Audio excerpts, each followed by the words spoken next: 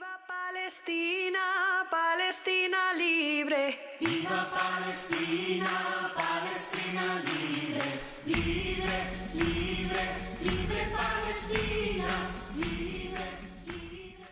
Buenas tardes. He hecho un poema en castellano porque en valenciano hago muchas faltas de ortografía. Es dedicado a los niños. Dice, se llama Ángeles. Dicen que al morir, los niños y niñas que no han conocido la maldad, sus almas se transforman en ángeles.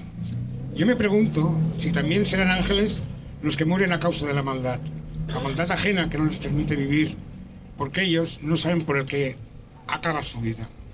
Niños que mueren de hambre o de una enfermedad curable, por no llegar comido a medicamentos, ahí donde ellos mueren. Porque eso es lo que está pasando en más lugares de los que pensamos, donde hombres poderosos imponen al poder de su deseo, llamando de distintas maneras sus acciones inhumanas y macabras, al considerar como enemigos y aplicando un castigo. Apartheid, genocidio o bloqueo, es lo mismo, solo cambia el nombre ante la mirada indiferente de otras naciones que con su silencio permiten que haya una nueva generación de ángeles.